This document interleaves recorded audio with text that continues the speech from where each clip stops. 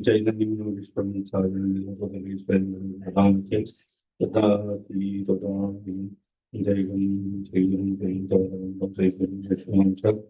दैवं रूपं सागरजातं सौन्दं सजीवं साद्वैतं साधितं परिजनसहितं सचैतन्यदेवं श्रीराधाकृष्णपादां सगुणललिता श्रीशाखां हे कृष्णा करुणा सिन्धो दीनबन्धो जगत्पते गोपेश गोपिका गन्धा राधा कान्त नमस्ते सप्तकाञ्चन गौराङ्गी राधैन्दाग्नेश्वरी क्षमानुसुते देवी प्रणमामि हरिप्रिये पाञ्चागत्पदरुभ्यश्च कृपासिन्धुभ्यो विचारतिदानं भावनेभ्यो वैष्णवेभ्यो नमो नमः।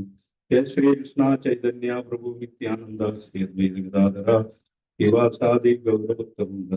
हरे कृष्णा कृष्ण कृष्ण हरे हरे हरे राम राम राम हरे हरे। मुगं करोति वाचालं भङ्गं लङ्घयते गिरिं यत्कृपातमहं वन्दे श्रीगुरुं दीनतारिणं यत्कृपातमहं वन्दे श्रीकृष्णचैतन्यदेवं यत्कृपातमहं वन्दे परमानन्दमाधवं। हरे कृष्ण। ഭഗവത്ഗീത ഏകദേശം 16 ചാപ്റ്റർ കഴിഞ്ഞ് 17ാമത്തെ ചാപ്റ്ററിൽ കഴിഞ്ഞ ആഴ്ച 1ാമത്തെ ശ്ലോകം നമ്മുടെ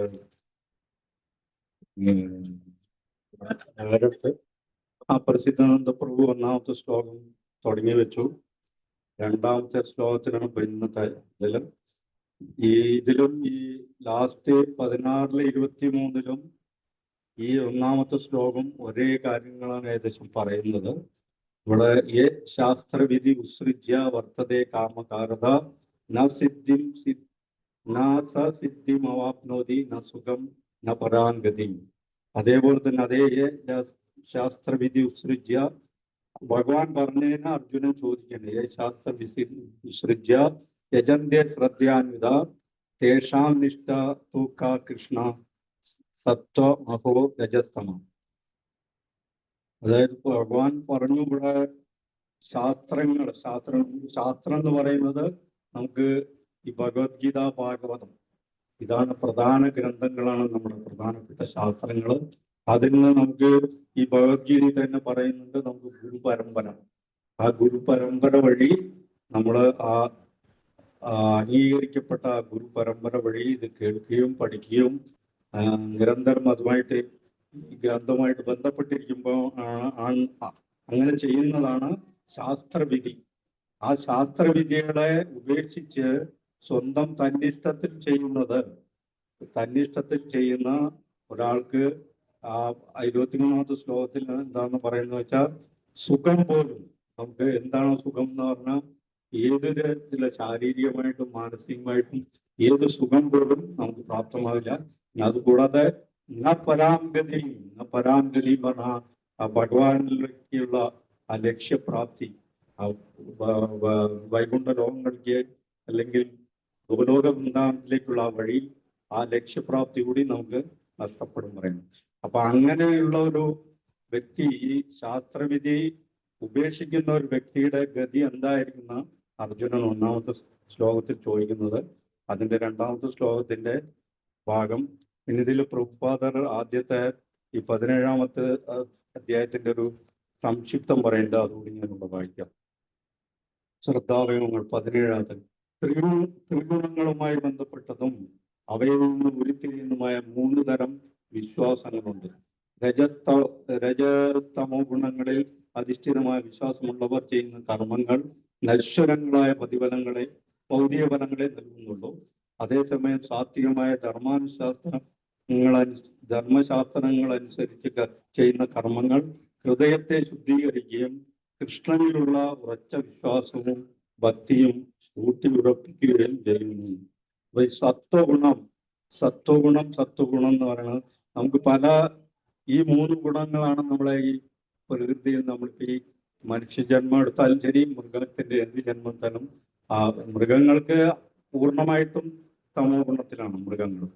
അപ്പൊ അവർക്ക് നമുക്ക് എന്തായാലും അവർക്ക് അമ്പലം, ക്ഷേത്രം, ഭഗവാൻ ഇതൊന്നും അവർക്ക് തിരിച്ചറിയാനോ ഇതൊന്നും കഴിവില്ല അവർക്ക്. പക്ഷെ അത് മനുഷ്യജന്മത്തിൽ മാത്രമാണ് അത് ഏറ്റവും പ്രധാനപ്പെട്ടത്. അത് കാരണം മൂടലിരുന്നുകൊണ്ട് ദേവന്മാർ കൂടി ആഗ്രഹിക്കുന്നു എന്ന് പറയണം. മനുഷ്യജന്മം കിട്ടിയത് ഇവിടുന്ന് ഭഗവാനെ സേവിക്കാനും ഭഗവാന്റെ ഭക്തന്മാരെ സേവിക്കാനും ഈ ഇവിടുന്ന് ഇവിടുന്നാണ് ആ തിരിച്ചു പോക്ക് സാധ്യമാകുന്നത് മനുഷ്യ ലോകത്തു നിന്നാണെന്നാ പറയുന്നത്. അപ്പൊ മനുഷ്യജന്മം അത്രയും വളരെ ശ്രേഷ്ഠമാണ്. അപ്പൊ അത് വിനിയോഗിക്കുക എന്നുള്ളതാണ് നമ്മുടെ എല്ലാവരുടെയും ആവശ്യം. പിന്നെ രണ്ടാമത്തെ ശ്ലോകം ഞാൻ വായിക്കാം.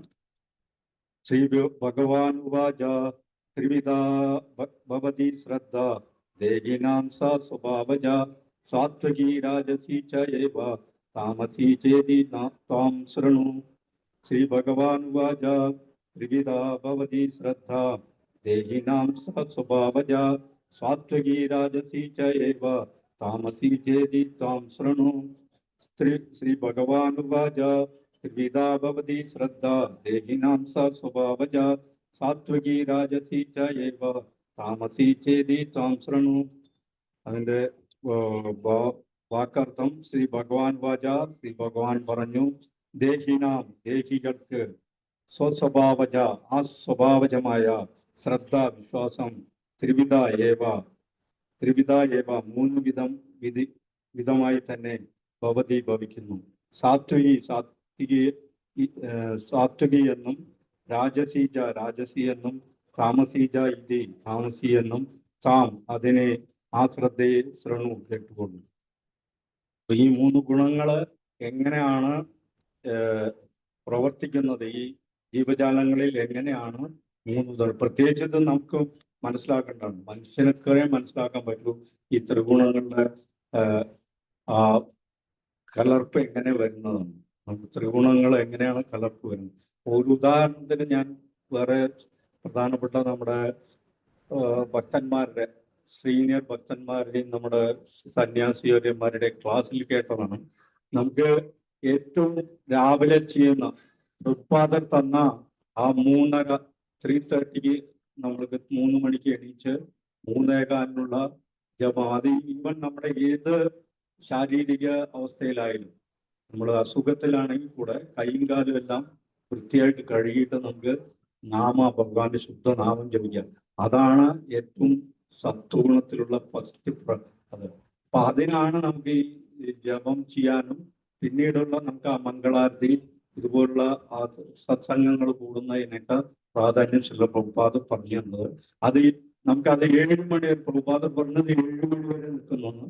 പക്ഷെ ചില സീനിയർ ഭക്തന്മാരും പറഞ്ഞു തരുന്നുണ്ട് അത് 8-9 മണി വരെ. അതെന്ന് അങ്ങനെ പറയുന്നുണ്ട് വെച്ചാൽ അത് നമ്മള് എല്ലാവർക്കും എന്തെങ്കിലും ജോലി കർമ്മം ചെയ്യണം. ഭൗതികമായ കർമ്മങ്ങൾ നമുക്ക് ചെയ്യാനുണ്ട്. അപ്പോൾ നമ്മൾ ജോലി പുറത്തുള്ള കമ്പനികളിലെ ഗവൺമെന്റ് സർക്കാരിലുള്ള ജോലികൾ ഇതിനൊക്കെ പോകേണ്ടി വരുന്നവർക്ക് ആ 9 മണിക്ക് പിന്നെ 9 മണി തൊട്ട് നമുക്ക് രാജസ ഗുണത്തിലായിരുന്നു. ആ 8 മണി വരെയുള്ള സത്വഗുണത്തിലാണ് നമ്മൾ ചെയ്യുന്ന ഭക്തിയുത സേവനവും ഭക്തി കാര്യങ്ങളും ജപവും എല്ലാ കാര്യങ്ങളും ആ സത്വഗുണത്തിലാണ്. അതിൽ സത്വഗുണത്തിലും കൂടിയല്ല ഇവിടെ പറയുന്നത് ശുദ്ധ സത്വഗുണം എന്നാണ്. നമ്മൾ എത്ര ശുദ്ധതയോടെ ചെയ്യുന്നു അത്രയും അത് ശുദ്ധ സത്വഗുണത്തിലാവും. പക്ഷെ ഈ 3 ഗുണങ്ങളെ പറ്റി പറയുന്ന ഈ സ്ഥിതിക്ക് സത്വഗുണത്തിൽ ഈ കാര്യങ്ങൾ ചെയ്യുമ്പോൾ നമ്മൾ സത്വഗുണത്തിലാണ്. പിന്നീട് അത് നമ്മൾ രജോ ഗുണത്തിൽ വൈകുന്നേരം 5 മണി വരെ അല്ലെങ്കിൽ 6 മണി വരെ നമ്മൾ ആ കർമ്മത്തിൽ ഏർപ്പെട്ടുകൊണ്ട് അങ്ങനെയാണ് രജോ ഗുണത്തിലാണ്. പക്ഷെ അതും ഭക്തന്മാർ പറഞ്ഞു തരുന്നത് അവിടെയും നമ്മൾ കൃഷ്ണനായി അർപ്പിച്ചുകൊണ്ട് ചെയ്യുമ്പോൾ നമുക്കത് ചെറിയ സത്വഗുണത്തിന്റെ ഒരു ഫലം, നമ്മൾ രജോ ഗുണത്തിലാണ് ചെയ്യുന്നതെങ്കിലും സത്വഗുണത്തിൽ നമുക്ക് ആ ഫലം, സത്വഗുണത്തിന്റെ ഫലം ചെറുതായിട്ട് കിട്ടുന്നു എന്നാണ് പറയുന്നത്. നമ്മുടെ കൃഷ്ണാവബോധത്തിൽ, അതിന് നമ്മുടെ ഈ കൃഷ്ണാവബോധത്തിൽ വന്നു, കൃഷ്ണാവബോധത്തിൽ പ്രവർത്തിക്കുന്നു എന്ന് പറയുന്നതിന്റെ പ്രധാന കാരണം അതാണ്. നമ്മൾ ഭഗവാനെ കുറിച്ച് ഓർത്തുകൊണ്ട് ഭഗവാന്റെ നാമരൂപ ഗുണലീലകൾ ഓർത്തുകൊണ്ട്, അല്ലെങ്കിൽ ഭക്തന്മാരും ഈവൻ നമ്മുടെ പല ഭക്തന്മാരും ഈവൻ ഫ്രീ ടൈം കിട്ടുകയാണെങ്കിൽ അവർ പോയി താഴെ നിന്ന് ജപിക്കുന്നവർ. രാധാനാഥ് സ്വാമി മഹാരാജരെ കുറെ ഡിവോട്ടീസ് ഉണ്ടെന്ന് ഞാൻ 1-2 ക്ലാസ്സിൽ കേട്ടു. അവര് താഴത്ത് പോയിരുന്ന് ഒരു 5 മിനിറ്റ് കിട്ടിയാലും ജപം നടത്തും. അപ്പൊ അവരെ ആ രജോ ഗുണം അവരെ ആ മറ്റേ സത്വഗുണത്തിലേക്ക് കുറച്ചെങ്കിലും പ്രതിഫലം കിട്ടുന്നു, രജോ ഗുണത്തിലാവില്ല എന്ന് പറഞ്ഞു. പിന്നെ അത് കഴിഞ്ഞ് കഴിഞ്ഞാൽ നമ്മൾ വൈകുന്നേരങ്ങള് നമ്മൾ വന്നിട്ട് വീണ്ടും നമ്മളൊക്കെ സന്ധ്യാനാമം ചൊല്ലലും നമ്മുടെ ഇതിൽ നമുക്ക് കുറച്ച് സമയം വരെയെങ്കിലും സത്വഗുണത്തിൽ 7 മണി വരെ ഒക്കെ ഉണ്ടാകാം.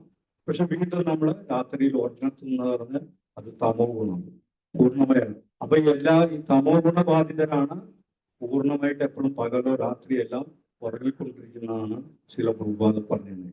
അതിനു വേണ്ടിയിട്ടാണ് നമ്മൾ ഇത്ര സമയം ഇതെല്ലാം ചിട്ടപ്പെടുത്തി തന്ന പ്രഭുപാദം ചിട്ടപ്പെടുത്തി തന്നത്. എന്തിനാച്ചാൽ ഈ ഭക്തിഗത സേവനങ്ങളെല്ലാം ചെയ്യാനുള്ള ആ സമയങ്ങളെല്ലാം ക്രമീകരിച്ച് തന്നത് എന്തിനാച്ചാൽ ക്രമേണ മനുഷ്യൻ നമ്മൾ ഇതെല്ലാം ഈ സത്വ രജോ തമോ ഗുണം എന്ന് പറയുന്നത് ചെറിയൊരു സബ്ജക്റ്റ് ഒന്നുമല്ല.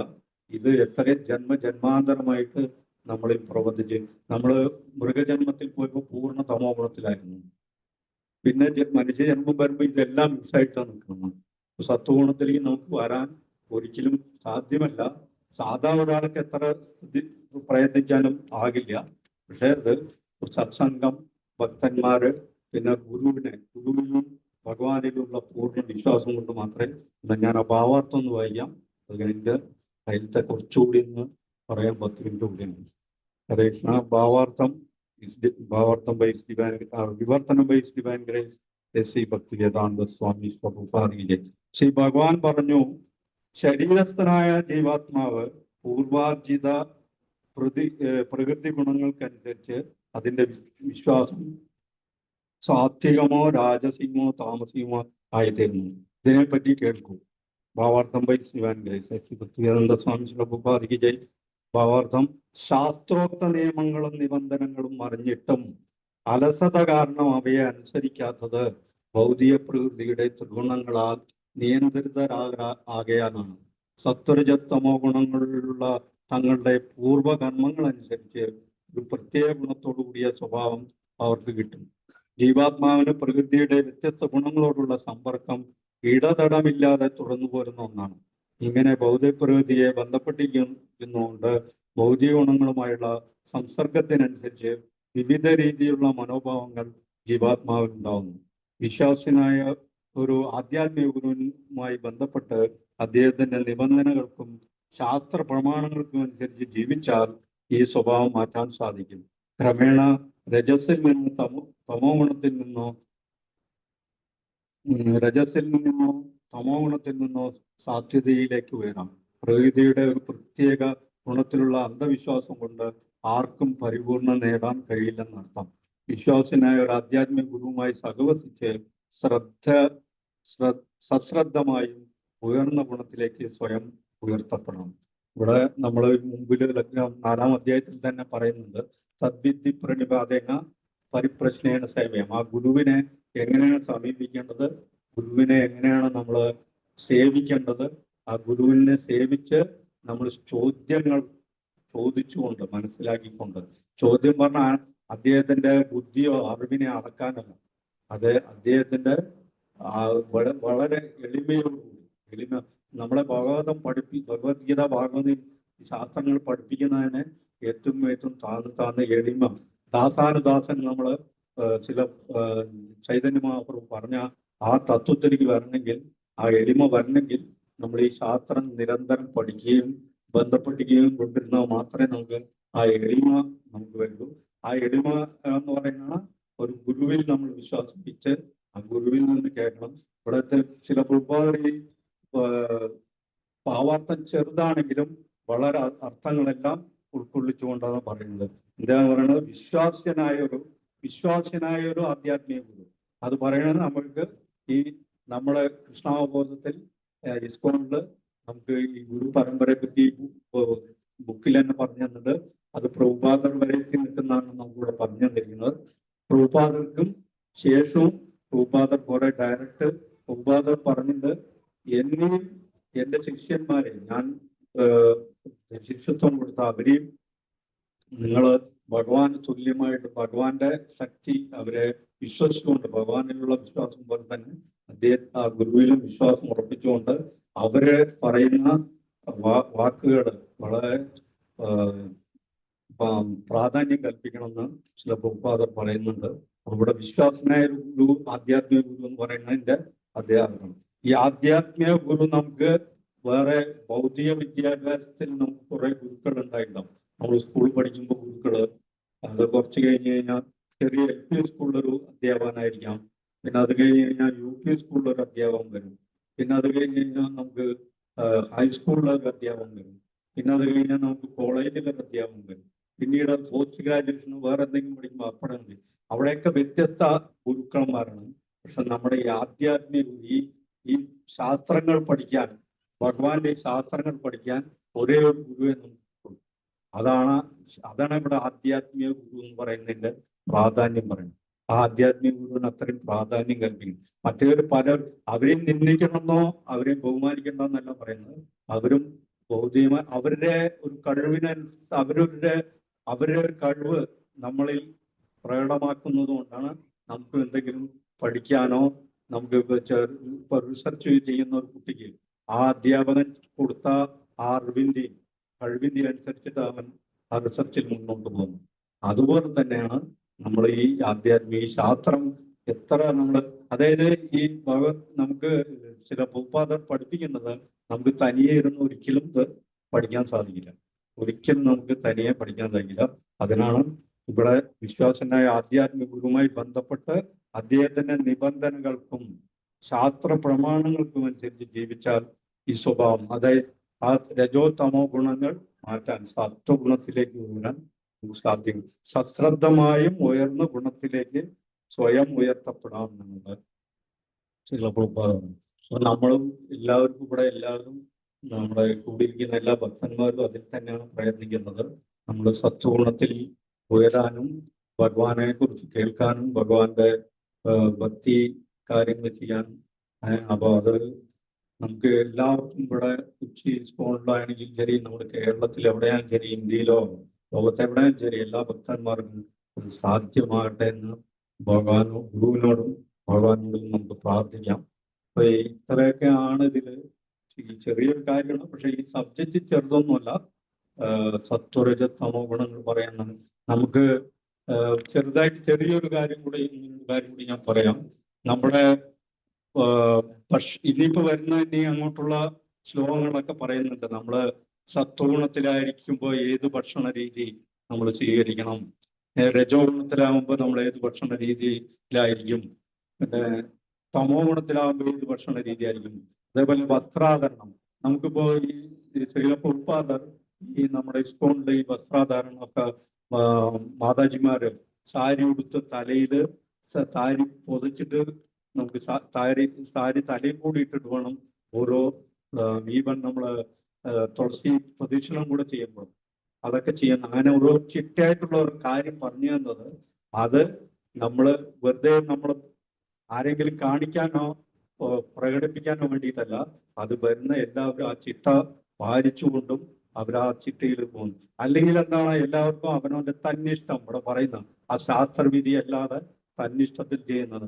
അതാണ് നമ്മുടെ മറ്റുള്ള വസ്ത്രധാരണ രീതികളൊക്കെ ഇപ്പൊ കുട്ടികൾ ഫോളോ ചെയ്യുന്നതും വളരെയധികം അപകടങ്ങളിലൊക്കെ പോയിട്ട് കുട്ടികൾക്ക് പോയി പെടുന്നതും പ്രശ്നങ്ങളാകുന്നതും. ഇതെല്ലാം കൂടെ ആ വസ്ത്രധാരണ രീതി, ഭക്ഷണ രീതി, ഇതിലെല്ലാം മാറി മാറി വ്യതിചലിച്ചു. ഇത് നമ്മുടെ ഈ ഇപ്പോഴത്തെ കലികാലത്തിന്റെ പ്രഭാവമാണത്. അത് ബുദ്ധിമുട്ടാണ്. അപ്പൊ കലികാലത്തിലും നമ്മൾ ഇതുപോലെ ഗുരുവിനും ശാസ്ത്രത്തിനും പൂർണ്ണ വിശ്വാസത്തോടുകൂടി നമ്മൾ പൂർണ്ണമായിട്ടും മുന്നോട്ട് കൊണ്ടുപോയാൽ മാത്രമേ നമുക്കിതിൽ നിന്നൊക്കെ എല്ലാം തരണം ചെയ്യാൻ പറ്റൂ. അല്ലെങ്കിൽ എല്ലാം പ്രയാസമായിരിക്കും നമുക്ക്.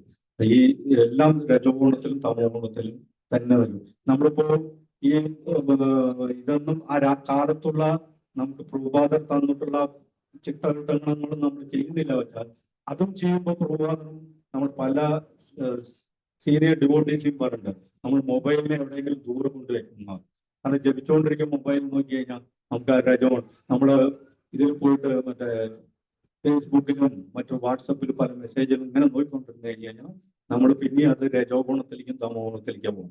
അവിടെ സത്വഗുണത്തിന്റെ ഫലം നമ്മൾക്ക് കിട്ടുന്നില്ല. അത് അവര് നമ്മളെ കളിയാക്കാൻ വേണ്ടിയിട്ടോ ഇതിനു വേണ്ടിയിട്ടോ എന്നല്ല പറയണം. നമ്മൾ സ്വയം ഈ ഉയർത്തപ്പെടണം, ഉയർന്ന ഗുണത്തിലേക്ക് ഉയർത്തപ്പെടണം. ഇവിടെ എടുത്തു പറഞ്ഞ വാക്കിന് ഒരു പ്രാധാന്യം അതാണ്. നമ്മൾ ഉയരണമെങ്കിൽ നമ്മൾ അതിന് പൂർണ്ണമായ ശ്രദ്ധ അതിൽപ്പെടണം. അതാണ് ശ്രദ്ധാവിഭാഗങ്ങൾ എന്ന് പറയുന്നത്. ശ്രദ്ധ പറഞ്ഞാൽ ആ വിശ്വാസം, ആ ഗുരുവിലുള്ള വിശ്വാസം, ആ നാമത്തിലുള്ള വിശ്വാസം, ഭഗവാനിലുള്ള വിശ്വാസം, ഭക്തന്മാരിലുള്ള വിശ്വാസം, ഈ എല്ലാ വിശ്വാസമാണ് ഈ ശ്രദ്ധാവിഭാഗങ്ങൾ ഇവിടെ പറയുന്നത്. ഇത് ഇത്രയൊക്കെയാണ് ഇതിൽ ഉള്ളത്. നമുക്ക് 1 മണിക്ക് നിർത്തണം എന്നും പറഞ്ഞിരുന്നു. അപ്പൊ അതുകൊണ്ട് ഇനി കൂടുതൽ ആരെങ്കിലും നമ്മളെ നരോത്തം ദാസ് പ്രഭുവൊക്കെ എല്ലാം കൂടുതൽ എന്തെങ്കിലും ഇതാ നമ്മുടെ സീനിയർ പ്രഭുവൊക്കെ ഇവിടെ ഇരിക്കുന്നുണ്ട്. അദ്ദേഹത്തെ അവർക്ക് എന്തെങ്കിലും ഇതിനെപ്പറ്റി കുറച്ച് 2 വാക്കുകൾ പറയാനുണ്ടെങ്കിൽ പറയാം. ഹരേ കൃഷ്ണ.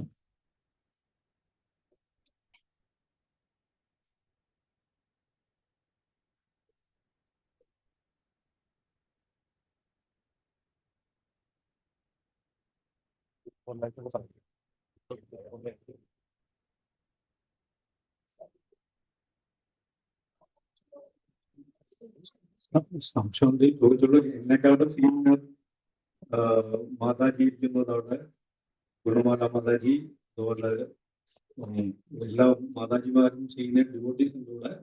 അവര് സംശയങ്ങൾ തീർച്ചയായും എനിക്ക് അറിയുന്നതാണ് ഞാൻ പറഞ്ഞു തരാം. എന്തെങ്കിലും സംശയം ഉണ്ടെങ്കിൽ ചോദിക്കാം. ഇത് ചെറിയൊരു സബ്ജക്റ്റ് അല്ല.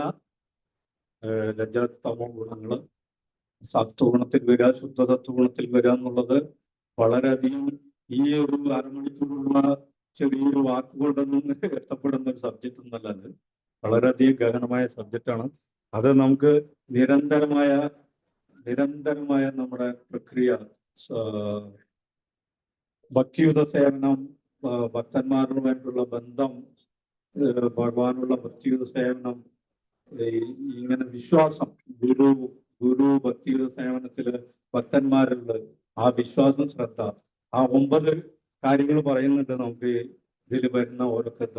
അതിൽ ഏറ്റവും ഫസ്റ്റ് വരുന്നതാണ് ശ്രദ്ധ, ആദോ ശ്രദ്ധ, തഥാ സാധുസംഗ, ഭജനക്രിയ, അനർത്ഥ നിവർത്തി, നിഷ്ഠ, രുചി, ആസക്തി, ഭാവ, പ്രേമ എന്ന 9 ഘട്ടങ്ങളിൽ ഏറ്റവും പ്രധാനപ്പെട്ട ഫസ്റ്റ് സംഭവമാണ് ഈ ശ്രദ്ധ എന്ന് പറയുന്ന വിശ്വാസം. ശ്രദ്ധ കഴിയുമ്പോൾ നമുക്ക് പതുക്കെ ശ്രദ്ധ എന്ന് വരുമ്പോൾ ഈ ഭക്തന്മാരിലും ഭഗവാനിലും ഗുരുവിലൊക്കെ ആ ശ്രദ്ധ വരുമ്പോൾ നമുക്ക് ആ ഭക്തന്മാരുടെ സംഘം കിട്ടാണ് സാധുസംഘം. ആ സാധുസംഘം കിട്ടുമ്പോൾ നമുക്ക് ഈ ഗുരുവും ആ സാധുക്കളും കൂടി നമുക്ക് പറഞ്ഞു തരും, ജപിക്കാൻ പറയാം. അതാണ് ഭജനക്രിയ. നമ്മൾ ഭജനക്രിയ അങ്ങനെ ചെയ്യുമ്പോൾ നമ്മൾക്കുള്ള എല്ലാ തടസ്സങ്ങളും, അനർത്ഥങ്ങള് പതുക്കെ നീങ്ങിക്കിട്ടും. അത് വളരെ എളുപ്പമല്ല. പതുക്കെ അനർത്ഥ നിവർത്തി, അനർത്ഥങ്ങൾ കഴിയുമ്പോഴാണ് അത് നിവർത്തിച്ച് നമ്മൾ ഉയർന്നു വരിക. പിന്നെ അത് കഴിഞ്ഞാൽ നിഷ്ഠ, ഉറച്ച വിശ്വാസം. പിന്നീട് ആ നിഷ്ഠയും പറയുന്നത് നമുക്ക് ഈ ഭക്തിയുടെ സേവനം ചെയ്യാനുള്ള ആ ഒരു ഉറച്ച വിശ്വാസം, ആ നിഷ്ഠ, നമ്മൾ ആ നിഷ്ഠ പാലിക്കും. ഇത് ഞാൻ ഇത്ര 16 റൗണ്ട് ജപിക്കും, ഭക്തിയുത സേവനം ചെയ്യും, അങ്ങനെയുള്ള ഒരു നിഷ്ഠ. ആ നിഷ്ഠ കഴിഞ്ഞു കഴിഞ്ഞാൽ മെല്ലെ പതുക്കെ നമുക്ക് രുചി വരും. നാമത്തിലൊരു രുചി, നാമരുചി വരും. ആ രുചി കഴിഞ്ഞ ആസക്തി, അതിന്റെ ഉയർന്ന ഘട്ടമാണ് ആസക്തി. ആ രുചിയുടെ ഉയർന്ന ഘട്ടമാണ് ആസക്തി. നമുക്കത് ഇങ്ങനെയായിട്ട് നമുക്ക് ജപിക്കാതിരിക്കാൻ പറ്റില്ല, ഭക്തിയുത സേവനം ചെയ്യാതിരിക്കാൻ പറ്റില്ല. ഏത് സാഹചര്യത്തിലും ഞാനത് ചെയ്തിരിക്കും എങ്ങനെയാണെങ്കിലും. എന്നിട്ട് ആ ഒരു ആസക്തി നമുക്ക് വരും. ആ ഉയർന്ന രുചി എന്ന ആസക്തി കഴിഞ്ഞാൽ ഭാവപ്രേമം പറയുന്നത് വളരെ ഉയർന്ന ഘട്ടമുള്ളത്. അതൊക്കെ അതിലെത്തൊക്കെയാണെങ്കിൽ നമ്മൾക്ക് വളരെ നമുക്കേന്നല്ല, എനിക്ക് എന്റെ കാര്യത്തിലാണ് ഞാൻ പറഞ്ഞത്. പരിശുദ്ധ ഭക്തന്മാർ പല ആൾക്കാരും ഉണ്ട് ഇവിടെ, അവർക്ക് പറ്റുമായിരിക്കാതെ ആസക്തി, ആ ഭാവപ്രേമം. ആ പ്രേമമാണ് നമുക്ക് കിട്ടേണ്ട, മനുഷ്യജന്മത്തിൽ കിട്ടേണ്ട ഏറ്റവും സർവപ്രധാനമായ ഒരു കാര്യം. ആ ഭഗവത് പ്രേമമാണ്. ആ പ്രേമ ആ സ്റ്റേജാണ്. Hare Krishna. Hare Krishna. Thank you very much Prabhu. നമുക്ക് വേണ്ടിയിട്ട് ക്ലാസ് ചന്ദ്രവംശി പ്രഭുവിന്റെ ഫാമിലിക്ക് വേണ്ടിയിട്ട് ഒരു 3 പ്രാവശ്യം ഹരേ കൃഷ്ണ മാറുന്നുണ്ട്. ഹരേ കൃഷ്ണ കൃഷ്ണ കൃഷ്ണ ഹരേ ഹരേ, ഹരേ രാമ രാമ രാമ ഹരേ ഹരേ, ഹരേ കൃഷ്ണ കൃഷ്ണ കൃഷ്ണ ഹരേ ഹരേ, ഹരേ രാമ രാമ രാമ ഹരേ ഹരേ, ഹരേ കൃഷ്ണ കൃഷ്ണ കൃഷ്ണ ഹരേ ഹരേ, ഹരേ രാമ രാമ രാമ ഹരേ ഹരേ. ഹരേ കൃഷ്ണ. ചന്ദ്രിക മാതാജി ഒരു ഭഗവാൻ വിളിച്ചതിനെ കുറിച്ച് ഒരു പോയം എഴുതിയിട്ടുണ്ട്, കവിത എഴുതിയിട്ടുണ്ടാണ്. പാടാൻ ആഗ്രഹിക്കുന്നു. Okay, please. ചന്ദ്രിക മാതാജി എന്താ കേക്ക് കട്ടിങ്ങിന്റെ അറേഞ്ച്മെന്റ്സ് നടത്തും. നടക്കുന്നുണ്ട്. ഹരേ കൃഷ്ണ. അതുപോലെ നമ്മുടെ ഈ ഓണാഘോഷം നടത്തുന്നത് ഇവിടെ നമുക്ക് വാമന ജയന്തിയാണ്. വാമനൻ, ഭഗവാന് വാമനമൂർത്തി അവതാരത്തിൽ വന്നതിന്റെ മഹാത്മ്യമാണ് ഈ ഓണം. അല്ലാതെ നമ്മൾ കേരളത്തിൽ ഇപ്പം കാണുന്ന കുറെ മഹാബലി കൊടുവയർ വെച്ചിട്ടുള്ള മഹാബലിയുടെ ആ ചിത്രങ്ങളും ആ വിചിത്രമായിട്ട് അല്ലെങ്കിൽ പരിഹാസ്യമായിട്ടുള്ളൊരു ഇതല്ല അത് സംഭവം. വാമനമൂർത്തി മഹാബലി എന്ന് പറഞ്ഞാൽ അത്രയും ആത്മനിവേദനം, വളരെയധികം ഭഗവാന് പാദത്തിൽ വീണാണ്. ആത്മനിവേദനം നടത്തിയ അതിശ്രേഷ്ഠനായ നമ്മുടെ പ്രഹ്ലാദ് മഹാരാജിന്റെ ആസുര കുടുംബത്തിലാണെങ്കിലും അദ്ദേഹം ആ മഹാബലി അത്രയും വലിയ വളരെ വളരെ പ്രാധാന്യമുള്ള ഒരു വൈഷ്ണവനാണ് മഹാബലി. ആ മഹാബലിയുടെ ഓർമ്മയ്ക്കായിട്ടാണ് നമ്മൾ കേരളത്തില് ഓണം ആഘോഷിക്കുന്നെങ്കിലും ആ വാമന ജയന്തി, അപ്പൊ അത് നമുക്ക് ഭാഗവത്തില് ഭഗവാന്റെ ആ വാമന അവതാരത്തിൽ വിശദീകരിച്ച് പറഞ്ഞിട്ടുണ്ട്. വാമനമൂർത്തിയുടെ ആ ശക്തി അത് ഇന്നാളെ ക്ലാസ്സിൽ കേട്ടതാണ്. നമ്മള് ഭഗവാനെ ഈ ഭാഗവതത്തിൽ നമ്മൾ ഈ ആദ്യത്തെ 9 സ്കന്ധത്തിലൂടെ ഇങ്ങനെ ഭഗവാന്റെ വളരെ ഉരുക്രമം, ഭഗവാന്റെ വളരെ അതിസാഹസികമായ അല്ലെങ്കിൽ അത്യത്ഭുതമായ ആ വീരസാഹസിക കൃതികൾ, വീരസാഹസിക കാര്യങ്ങൾ കേൾക്കുമ്പോഴാണ് അത് കഴിഞ്ഞുള്ള യോഗ്യത നേടുമ്പോഴാണ് നമുക്ക് രാസലീല എന്ന് പറയുന്ന ഭഗവാന്റെ 10ാമത്തെ ആ അധ്യായത്തിലേക്ക് കടക്കാനുള്ള യോഗ്യതയുള്ളൂ. അപ്പോഴേ നമുക്കിത് മനസ്സിലാവുള്ളൂ ഭഗവാൻ എങ്ങനെയാണ് വാമനമൂർത്തി, അത് നരസിംഹ അവതാരം, അതുപോലെ പല അവതാരങ്ങൾ, വരാഹമൂർത്തി ആ ശക്തി എങ്ങനെ പ്രകടിപ്പിച്ചു. അതൊന്നും ഒരു ഒരു ലെവലേശം പോലും ഒരു വ്യത്യാസമില്ലാത്തതാണ് രാസലീല എന്ന് പറഞ്ഞിട്ടുള്ള ഭഗവാന്റെ ആ ബന്ധവും കൂടെ. അതിനെ കൂടെ പല തെറ്റായ ആൾക്കാർ പലരും തെറ്റായി വർണ്ണിക്കുന്നുണ്ട്, ചിത്രീകരിക്കുന്നുണ്ട്.